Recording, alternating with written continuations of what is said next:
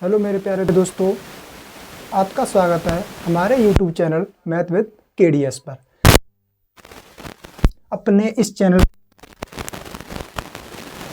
UP 10th का जो math है उसका अध्याय हम लेके चल रहे हैं, चैप्टर 6, जिसका नाम है त्रिभुज। इसका नाम क्या है?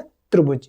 हम इसमें जो टॉपिक पढ़ेंगे, सबसे पहले एक्सरसाइज, अगर हम बात करें एक्सरसाइज 6.1 की, तो इसमें हम पढ़ेंगे समरूप के बारे में। समरूप आकृति के बारे में क्या पढ़ेंगे? समरूप आकृति के बारे में। ठीक। उसके बाद हम पढ़ेंगे 6.2 में, जो 6.2 में पढ़ेंगे हम थेल्स प्रमेय और उसका विलोम।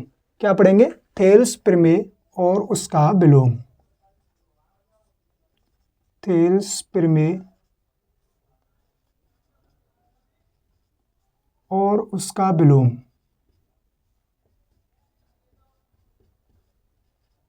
ठीक। 6.1 हम पढ़ेंगे हम समरूप आकृति, और 6.2 जो एक्सरसाइज है हम उसमें पढ़ेंगे थेल्स प्रमेय और उसका विलोम। उसके बाद हम 6.3 में पढ़ेंगे, 6.3 में समरूपता प्रमेय। क्या पढ़ेंगे? समरूपता प्रमेय। समरूपता प्रमेय, और वो भी केवल त्रिभुज की। किसकी? केवल त्रिभुज। जो हम समरूपता प्रमेय पढ़ेंगे वो केवल त्रिभुज के बारे में पढ़ेंगे। अगर हम बात करें यूपी बोर्ड की, और जैसे राजस्थान बोर्ड, मध्य प्रदेश बोर्ड, इसमें तो एक्सरसाइज हमारी 6.1 और 6.2 और 6.3 है। लेकिन जो केवल बिहार बोर्ड में जो एक्सरसाइज 6.4 और 6.5 ये चीज है, उसमें क्या है? 6.4 में समरूप त्रिभुजों के क्षेत्रफल के बारे में पढ़ते हैं हम। उसके बाद पाइथागोरस प्रमेय और उसके विलोम के बारे में पढ़ते हैं, वो ओनली बिहार बोर्ड में। अगर हम बात करें समरूप की, तो एक होता है सर्वांग सम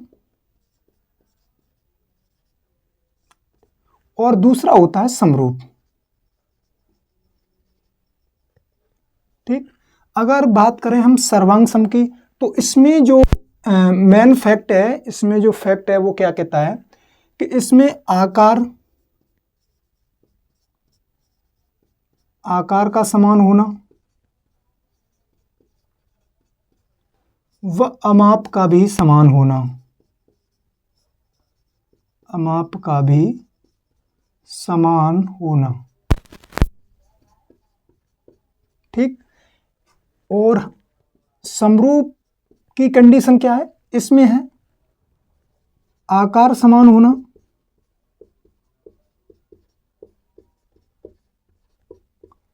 लेकिन आवश्यक नहीं है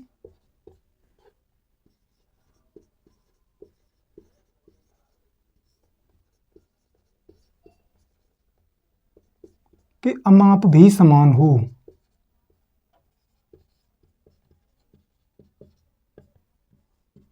ठीक। देखो, बात समझ में आ गई होगी आपको। इसमें क्या है? सर्वांग सम में आकार का समान होना आवश्यक है, प्लस उसके साथ अमाप का भी समान होना आवश्यक है। समरूप त्रिभुज में आकार समान होना है, लेकिन आवश्यक नहीं है कि अमाप भी समान हो। तो बात समझ में आ गई होगी आपके कि समरूप में क्या है? आकार समान हो जाना चाहिए, लेकिन अमाप समान है या ना है वो मैटर नहीं करता है। सर्वांग सम में क्या है? आकार का समान होना आवश्यक है, प्लस उसके साथ साथ अमाप भी समान होनी चाहिए।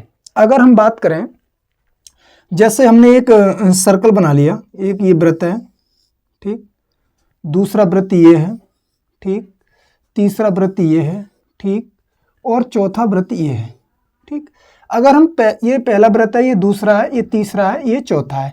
अगर हम इसकी बात करें तो इसकी जो रेडियस है, जो त्रिज्या बोलते हैं जिसे, मान लो इसकी 3 सेंटीमीटर है, ठीक, इसकी 5 सेंटीमीटर है, ठीक, और इसकी 3 सेंटीमीटर है, और मान लो इसकी 6 सेंटीमीटर है। ठीक।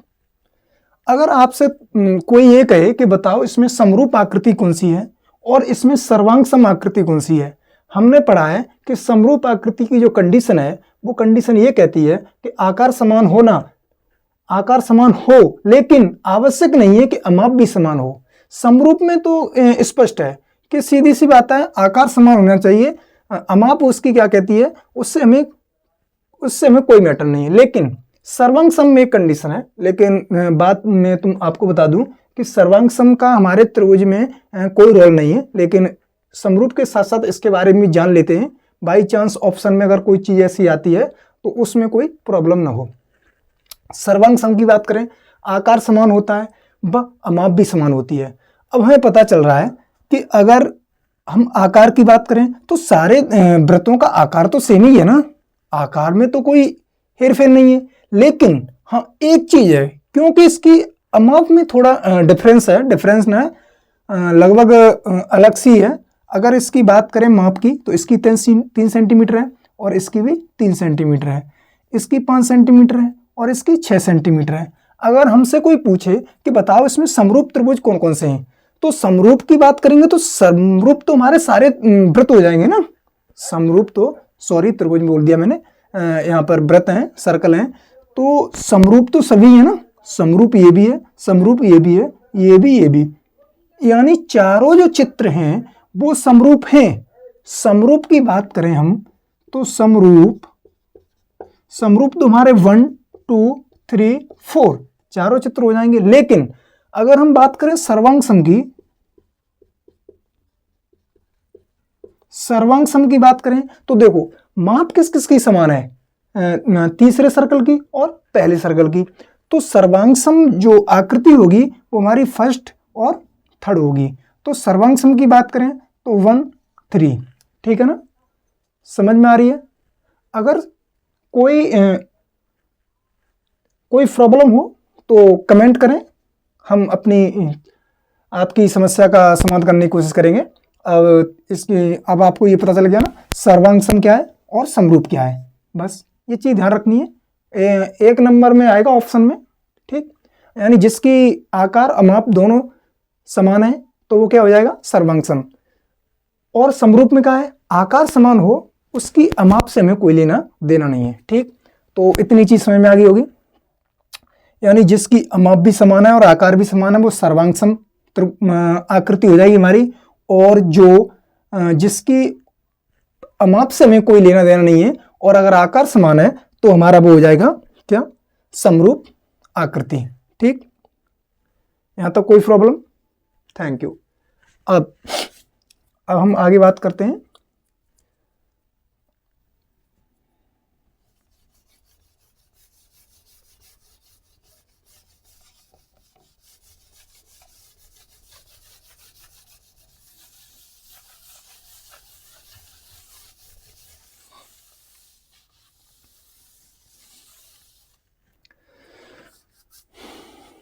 अब जैसे सेकंड एग्जांपल हम देख लेते हैं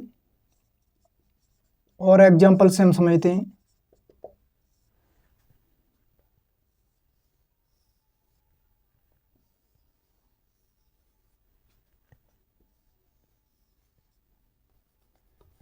गलत बन गया भाई,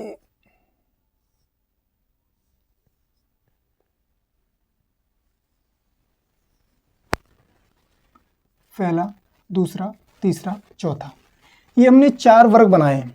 अगर हम इस वर्ग की बात करें तो इसकी वर्ग की तो आपको पता ही है कि सारी भुजाएं कैसी होती हैं, सारी साइड कैसी होती हैं, समान होती हैं, ठीक। अगर मान लो इसकी सब साइड 3 सेंटीमीटर हैं और इसकी साइड 5 सेंटीमीटर हैं, इसकी साइड 2 सेंटीमीटर हैं और नहीं इसको 3 सेंटीमीटर लेते हैं, इसकी 3 सेंटीमीटर हैं और इसकी 6 सेंटीमीटर हैं, ठीक। अब देखो हमने पहले पढ़ चुके हैं, पढ़ाई है, जस्ट अभी पढ़ा है कि समरूप और सर्वांग सम।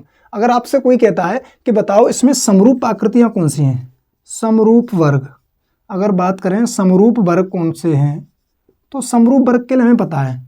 समरूप वर्ग में क्या होता है कि आकार तो समान होना चाहिए लेकिन अमाप से हमें कोई लेना देना नहीं है। अमाप तो चाहे बेशक अलग अलग हो, यानी सारी आकृतियां कैसी हो जाएंगी, समरूप तो हो जाएंगी। लेकिन इसकी भी कंडीशन मैं अभी तुम्हें बताऊंगा आपको। तो समरूप जो वर्ग हैं वो कौन कौन से हैं, 1, 2, 3, 4। अगर हम बात करें सर्वांग सम की तो सर्वांग सर्वांग सम जो वर्ग हैं वो कौन कौन से हैं? देखो सर्वांग सम हमें पता है माप भी समान होना चाहिए प्लस उसका आकार भी समान होना चाहिए। तो फर्स्ट और थर्ड में हमें दिखाई दे रहा है कि इसमें जो अमाप है वो समान है 3 सेंटीमीटर 3 सेंटीमीटर, यानी जो वर्ग की भुजा है वो 3 सेंटीमीटर है, उसकी भी 3 सेंटीमीटर है। तो सर्वांग सम वर्ग कौन कौन से हो जाएंगे? 1,3। ठीक, कोई भी आकृति सही XYZ कोई आकृति सही जिसकी अमाप और आकार समान है तो वो सर्वांग सम आकृति है, और जिसकी अमाप समान नहीं है और आकार समान है तो वो समरूप आकृति है। बस इतनी सी बात को ध्यान में रखना है। ठीक है,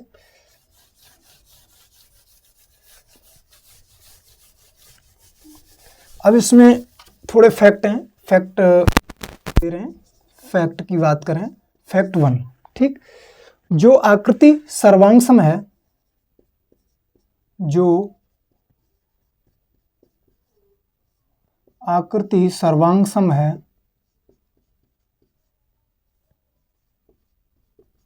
वे सभी समरूप होंगी, वे सभी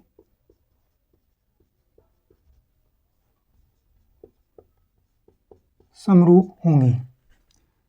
सेकंड,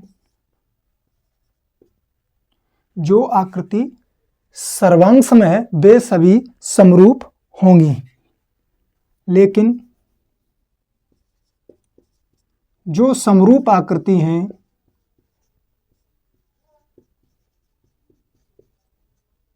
आकृति हैं तो यह आवश्यक नहीं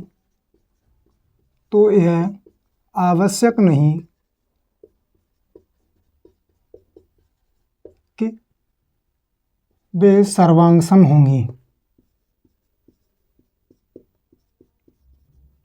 सर्वांग सम होंगी। ठीक,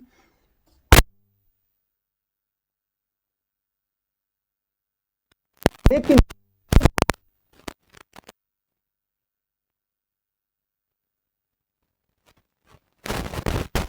से हमें कोई लेना देना नहीं होता है, इसलिए वो आवश्यक नहीं है कि सर्वांग सम होंगी। लेकिन जो सर्वांग सम आकृति,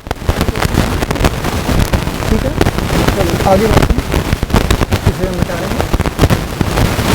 तो अब बात करते हैं इनपुट एंड फैक्ट के बारे में। इनपुट एंड फैक्ट, तो इनपुट एंड फैक्ट के बारे में बात करेंगे। भुजाओं की समान संख्या वाले बहुभुज, भुजाओं की समान संख्या वाले बहुभुज समरूप होंगे यदि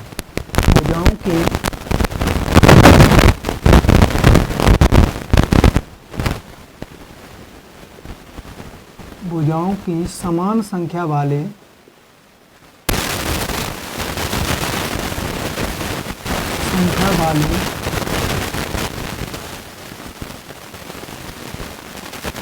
बहुभुज समरूप होंगे यदि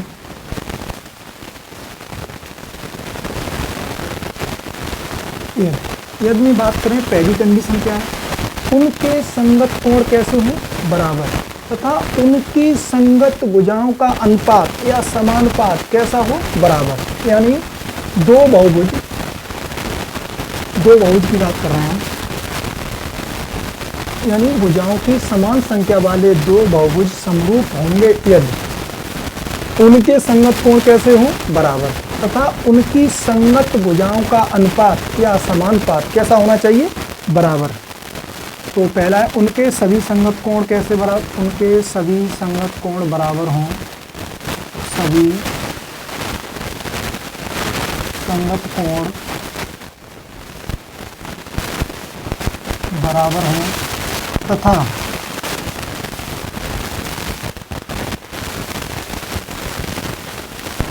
उनकी संगत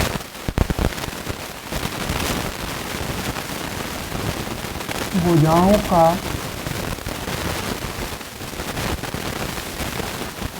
अनुपात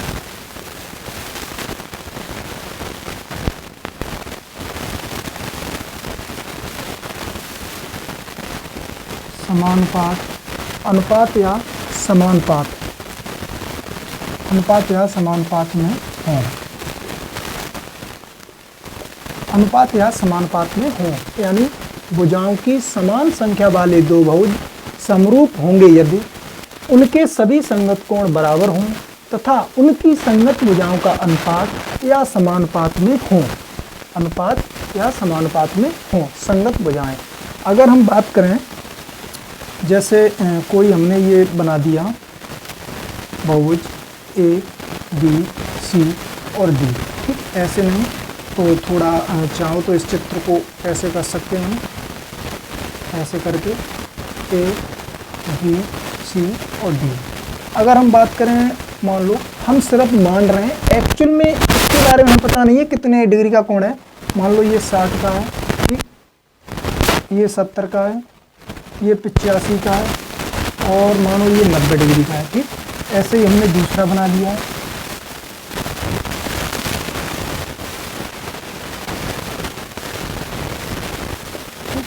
अगर हम बात करें इसकी 1.5, ठीक, और इसकी हम बात करें 2.5, इसकी हम बात करें 3 और इसकी हम बात करें 1, ठीक। ये भी कोण कितने डिग्री का है? 60 डिग्री का। ये भी कोण ऐसे ही पी क्यू आर एस, ये 70 डिग्री और ये 85 डिग्री और ये 90 डिग्री। और इसका जो अनुपात है 6 है, इसका अनुपात 3 है, इसका अनुपात 5 है और ये अनुपात नहीं, मतलब इसकी जो माप है वो 6 है, इसकी 5 है, इसकी 3 है और इसकी 2 है, ठीक। ये हमारे दो बहुभुज हो गए, यानी दो बहुभुज हो गए A B C D, P Q R S. अब देखो पहली कंडीशन क्या है, उनके सभी संगत कोण कैसे हों? बराबर हों। देखो कोण ए हमें स्पष्ट दिखाई दे रहा है, कोण ए बराबर क्या है? कोण पी। कोण बी बराबर है कोण क्यू, कोण सी बराबर है कोण आर और कोण डी बराबर है कोण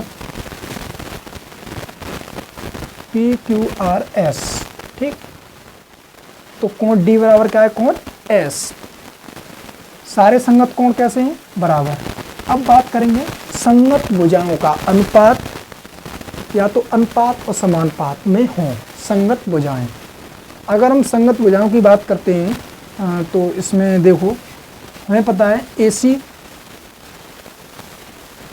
बट्टे PC PQ, AC बट्टे PQ बराबर AC कितनी है? 1.5, ये कितनी है? 3। कोण टाएंगे 0 तो आ जाएगा 1/2, ठीक। अगर ऐसे ही हम बात करें BC की तो BC बट्टे QR, तो BC बट्टे QR, BC कितनी है? 3 और QR कितनी है? 6। 3 1 या 3, 3 2 या 6, कितना आ जाएगा? 1/2। यानी इनकी जो भुजाओं का अनुपात भी है वो कैसा है? अनुपात में है, यानी दोनों बहुभुजों की जो भुजाएं संगत हैं वो भुजाएं अनुपात में हैं, बराबर अनुपात आ रहा है। सारी भुजाओं का अनुपात कैसा आ रहा है? बराबर। तो इसलिए ये कैसे बहुभुज हैं? समरूप। समरूप बहुभुज के लिए एक ही कंडीशन है, यानी दो कंडीशन है, संगत भुजाएं कैसी हो जाएं? अनुपात या समानुपात में हो जाएं, प्लस संगत कोण कैसे हो जाएं? बराबर हो जाएं। तो वो कैसे बहुभुज हो जाएंगे? समरूप बहुभुज, ठीक। पहली एक्सरसाइज में 6.1 में सिर्फ समरूप के बारे में दिया हुआ है, ओनली समरूप के बारे में। तो हम चलिए अब अपना एक्सरसाइज 6.1 को शुरू करते हैं।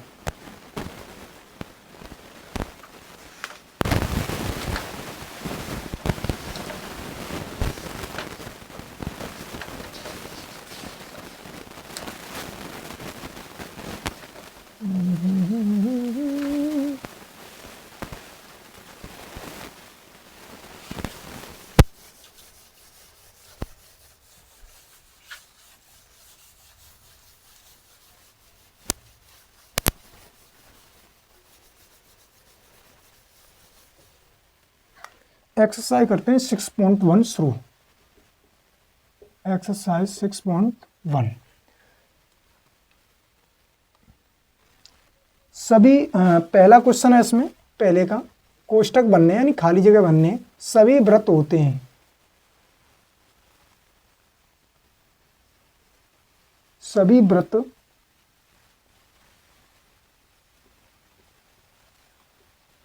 होते हैं, ठीक। उसके बाद है सभी वर्ग होते हैं, दूसरा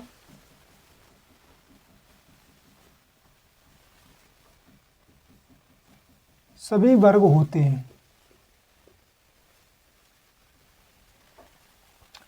सभी त्रिभुज होते हैं।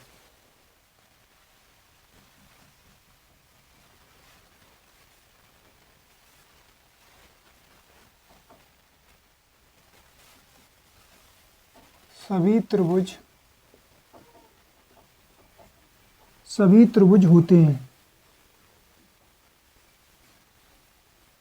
हाँ, गलती हो गई, सभी त्रिभुज, यहाँ से ये मिटाना पड़ेगा, सॉरी।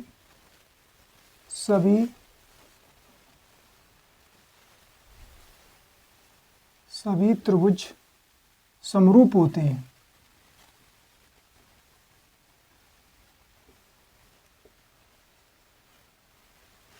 ठीक, उसके बाद है भुजाओं की समान संख्या वाले, चौथा क्वेश्चन है,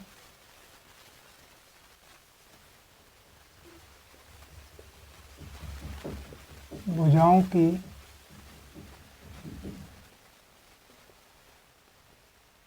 समान संख्या वाले दो बहुभुज समरूप होते हैं।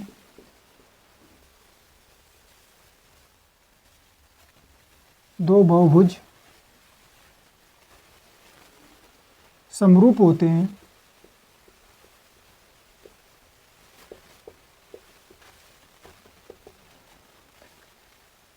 यदि उनके संगत कोण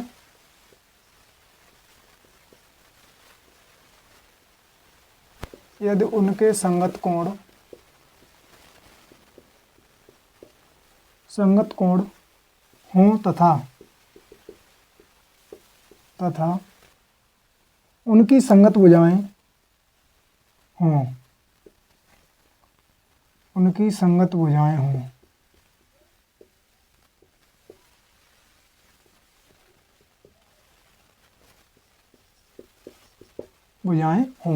अब देखो, पहला क्वेश्चन है सभी वृत्त होते हैं, हमने पहले ही बताया है सभी वृत्त होते हैं, कैसे होते हैं? समरूप। कैसे होते हैं? समरूप। सभी वर्ग कैसे होते हैं? समरूप। सारी चीज पहले ही बता चुके हैं, समरूप।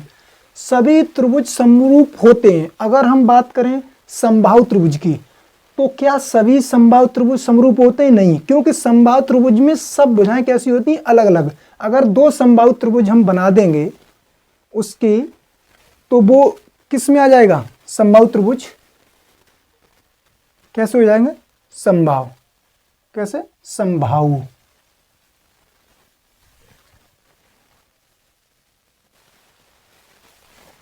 तो किस में आ जाएंगे? समबाहु त्रिभुज। यानी सभी त्रिभुज समरूप होते हैं, तो कौन से? समबाहु।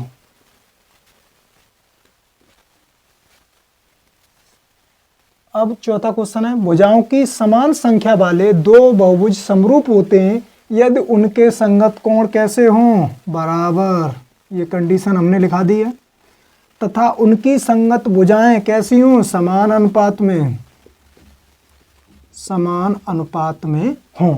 ठीक, सभी वृत्त समरूप होते हैं, सभी वर्ग समरूप होते हैं, सभी समबाहु त्रिभुज समरूप होते हैं, भुजाओं की समान संख्या वाले दो बहुभुज समरूप होते हैं यदि उनके संगत कोण बराबर हों तथा उनकी संगत भुजाएं कैसी हों? समान अनुपात में। ठीक, ये हो गए। आगे से हम क्वेश्चन को लिखाएंगे नहीं, हमारे पास बुक है मैथ की, उसमें हम क्वेश्चन को बोलेंगे। सभी लोग अपनी बुक से देख लें क्वेश्चन को, हम आंसर करते जाएंगे। ठीक,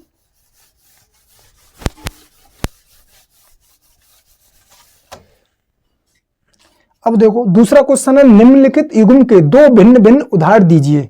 निम्नलिखित युग्म के दो भिन्न भिन्न उदाहरण दीजिए। पहला है समरूप आकृतियां। पहला क्वेश्चन कैसा है? समरूप आकृतियां। समरूप आकृतियों के दो उदाहरण हमें देने, तो फर्स्ट की बात करें ए, इसका उदाहरण क्या हो जाएगा? एक ये वृत्त हो जाएगा, एक ये वृत्त हो जाएगा। ठीक, ऐसे ही दूसरा क्वेश्चन है दो उदाहरण देने, मान लो एक ये त्रिभुज हो गया, ऐसे ही एक ये त्रिभुज हो गया। ठीक, अगर दूसरा क्वेश्चन है ऐसी आकृतियां जो समरूप नहीं है, ऐसी आकृतियां जो समरूप नहीं है, ऐसी आकृतियां फर्स्ट सेकंड, ऐसी आकृतियां जो समरूप नहीं है। तो समरूप आकृतियां के लिए क्या है, एक ये वर्ग बना दो और एक ये आयत बना दो, एक ये वर्ग बना दो और एक ये आयत बना दो, क्योंकि ये वर्ग अलग है और आयत अलग है, दोनों की आकृति कैसी है, अलग अलग, दोनों की आकृति कैसी है, अलग अलग। ऐसे ही चाहो तो एक वृत्त बना दो और एक त्रिभुज बना दो, तो कैसी है, अलग अलग आकृति है। तो ये दोनों आकृति कैसी है, समरूप नहीं है। ये भी दोनों आकृति कैसी है, समरूप नहीं है। तो ऐसी आकृतियां समरूप नहीं है, उसके दो एग्जाम्पल देने थे, वो एग्जाम्पल हमारे हो गए, बस काम खत्म। चलो आगे देखते हैं, आगे का क्वेश्चन देखते हैं। लास्ट क्वेश्चन है हमारी एक्सरसाइज 6.1 का। अगली वीडियो में हम 6.2 एक्सरसाइज को करेंगे।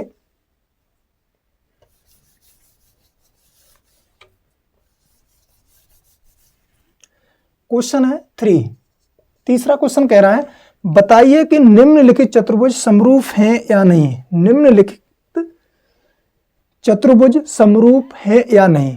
अगर हम बात करें, पहली आकृति है एस पी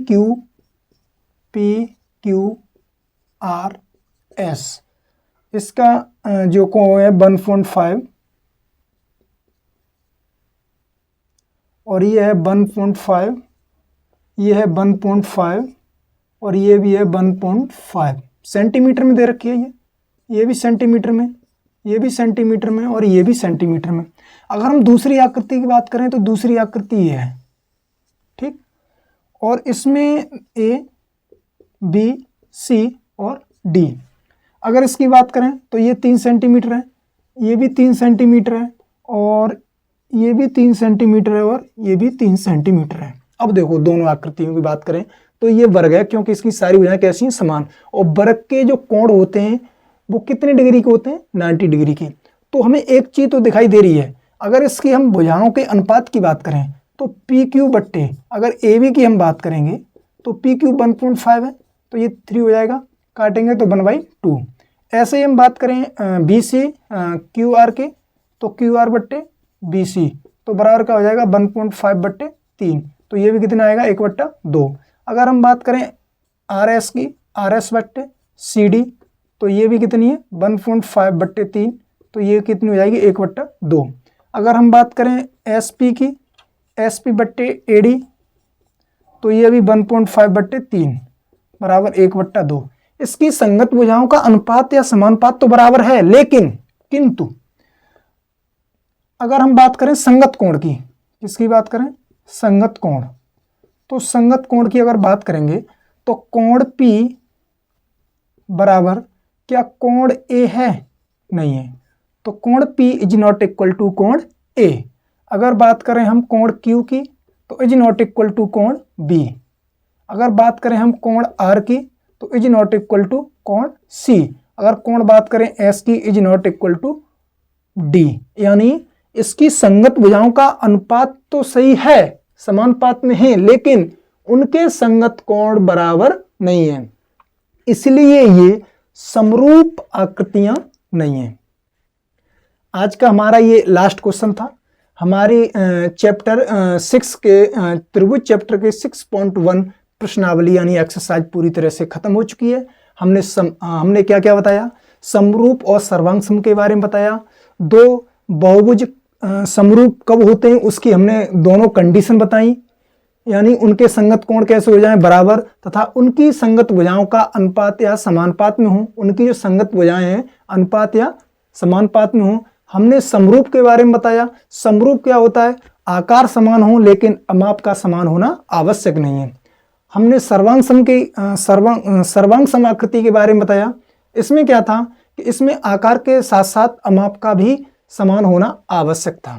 हमने 1-2 कंडीशन और बताई थी, यानी सभी सर्वांग सम आकृति तो समरूप होती हैं, लेकिन सभी समरूप आकृति सर्वांग सम नहीं होती हैं। 6.1 में जो समरूप था वो हमने खत्म किया। एक्सरसाइज 6.2 अगली वीडियो में आएगी, जिसमें हम पढ़ेंगे थेल्स प्रमेय और उसका विलोम। 6.2 में हम पढ़ेंगे थेल्स प्रमेय और उसका विलोम। उसके बाद 6.3 में पढ़ेंगे हम समरूपता प्रमेय, वो भी केवल त्रिभुज के लिए। इसी के साथ अपनी क्लास को वहीं रोकते हैं। आप सभी से अनुरोध है कि हमारे चैनल मैथ विद केडीएस को सब्सक्राइब करें और हमारी जो वीडियो इस चैनल पर अपलोड होती हैं उन्हें ज़्यादा से ज़्यादा शेयर करें, ताकि जो बच्चे हैं उन्हें कंटेंट मिले और वो इस तैयारी, अपनी लास्ट तैयारी को परिपूर्ण कर सकें, क्योंकि एग्जाम का टाइम आ चुका है। 24 फरवरी से बोर्ड एग्जाम स्टार्ट हो रहे हैं। Thank you, bye bye.